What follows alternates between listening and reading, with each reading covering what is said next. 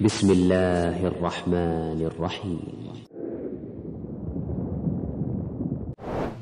الحمد لله وحده والصلاة والسلام على من لا نبي بعده.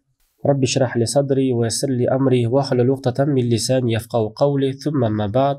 السلام عليكم ورحمة الله وبركاته. Сабағыбызды улантабыз. 9-чу қадам. Бұл 9-чу қадам ал-ақиқа, ақиқа туралы. Ақиқа деген бұл атасы баласына арнап қой сойыш керек. Қыз кешіге бір қой, еркек балаға 2 қой сойылса, сүннет бойынша бұл жақшырақ. Ошол қой сойылат 7-чі күні, же 14-чі күні, же 21-чі күні. Пайғамбар алейхиссалату вассалам айтқан: "Куллу гулам рахина би ақиқатиги." Бардық нәрестелер өздерінің ақиқасы менен алар тұтқында дейді. Ошондо эле Аллах субханаху ва тааля Кур'ан Каримде Муддассир сүрөсүнүн 38-чи аятында айткан: "Бардық жан, бардық нафсы өзүнүн кылган күнөө иштери менен туткунда" деп. Демек, кандай түшүнсөк буну туткунда деген сөздү? Имам Ахмад айтат: "Мунун мааниси, эгерде бала өлүп, анын акыйкасы жазалган эмес болсо, лем юшфа фи валидейхи, ата энесине шафаат бербейт" дейт. Мындайча айтканда, имам Ахмадтын сөзү бул Катадан айткан сөзүнө окшошураак, аннаху юхрим шафаатаху ли валидейхи деген. Мындайча айтканда, ата энесинин бере турган шафааттан кургалат. Демек, туткун деген сөз мааниси, баланын акыйкасын өткөрбөсө, бала ата энесине шафаат бербей кала турган абалда туткунга түшүп калат экен. Эми бул жерде мындай деген нерсе, ошол себептен акыйка деген сөздү айткандан көп имамдар жактырган эмес. Анткени акыйка деген бул мен укукул валидейн, ата энесинин акысына кирүү деген сөздөн келген. Ошол үчүн ата энесинин акысына кирип калбасын деп балага ушундай акыйкасын жазатуу бул сүннет болуп эсептелинет. Анткени бул баланын өзүнө бир берекелүү иштерден болуп эсептелинет. Эми ошол акыйка кылатканда көңүл бура турган бир иштер бар. Эң биринчи, ошол акыйка маселесине кээ бир алымдар муну важип деген, милдеттүү деген, көбүнчө алымдар бул акыйканы суннатул муаккада, такталган сүннөт деп эсептейт. Экинчи маселе, акыйка баланын кийин өсүшүнө, баланын кийин чоңоюп адам болушуна өтө чоң бир таасири тиет. Анткени акыйка берсе, Аллах субханаху ва тааля ошол акыйка себептүү баланы туура жолго түшүшүнө өтө чоң бир таасирин берет.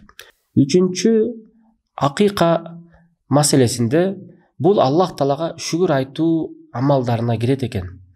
Анткени Аллах Таала ушунча нематтарды берди, балдарды берди, ошо балдарды бердиң мага Аллахым, сага шүгүрлөр дегенден максат экен.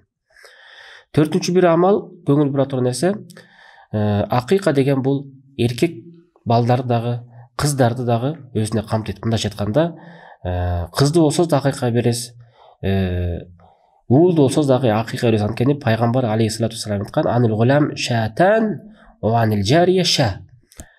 Эркек балага 2 кой союлат, кыз балага, кызга 1 эле кой союлат деген. Эми ошол акыйка союла турган кой кандай болуш керек? Бул акыйка союла турган кой жанакындай оорулуу болбош керек, жанакындай чолок болбош керек, аксак болбош керек, жана мүйүзү сынык, же ошондой эле бир көзү көрбөгөн, сокур, же бир денесинде бир айы болбош керек.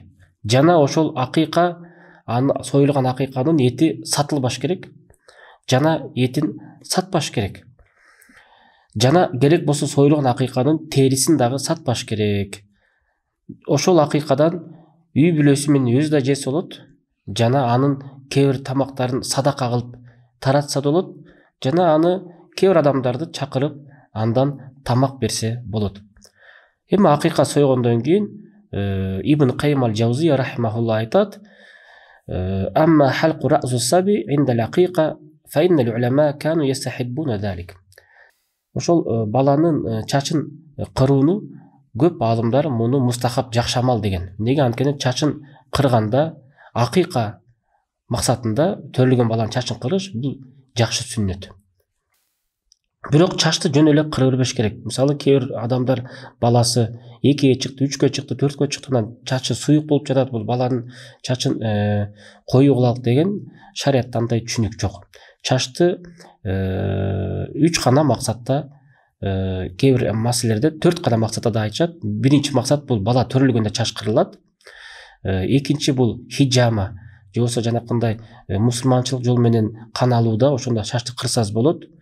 Үчүнчү бул чачты жанакындай башка бир оору чыгып калса, ошол максатта кырсаңыз болот.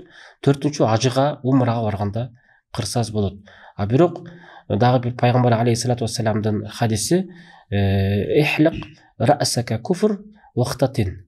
Бир адам динге кире турган болсо, мурда динде эмес болсо, кайра ислам динге кире турган болсо, пайгамбар аларга айткан, ошол капырчылык доорундагы чачыңды кыргыңдагы сүннөткө отургузсун сени деген. Демек, сүннөткө отургузуу мусулман болгондон кийин бул милдет.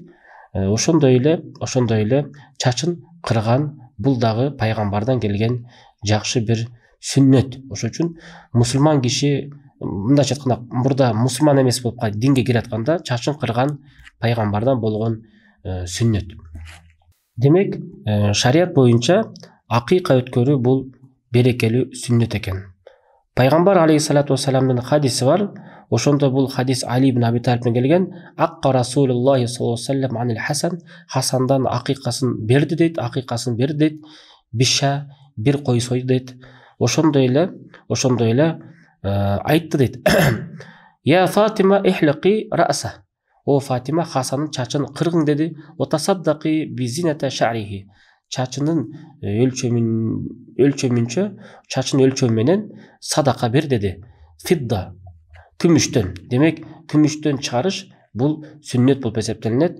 Жана ошол күмүштү таразага койгондон кийин фа вазнуху дирхаман ау ба'да дирхам. Анын өлчөмү бир дирхам же бир нече дирхамдын өлчөмүн түздү дейт. Демек, ошол чачын кыргандан кийин ошондой сүннөт болуп эсептелинет. Андан кийин чачын кыргандан кийин башын шафран менен жанакындай шафранды сууга аралаштырып туруп, мисалы бизде балдарга буламык берет го, ошондой кылып туруп аралаштырып туруп, анан башына сүртүш керек. Мурда арабтардын жахилият доорунда чачын кыргандан кийин кан менен сүрчүккен. Юдаммы дейт. Жок, юдаммы эмес.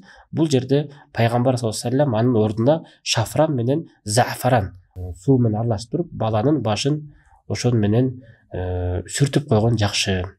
Аллах субхана ва тааля баарыңыздарга ушундай акыйкаларды берип, өз милдеттериңерден кутулуп, кыямат кайымда балдарыңар ошол жанакындай туткундан чыгарылып, сиздерге ата-энелерине шапаатчылдардан болуусуна Аллах субхана ва тааля насип кылсын. Эмки сабакка чейин көрүшкөнгө чейин сак саламатта болуңуздар. Ассаламу алейкум рахматуллахи ва баракатух.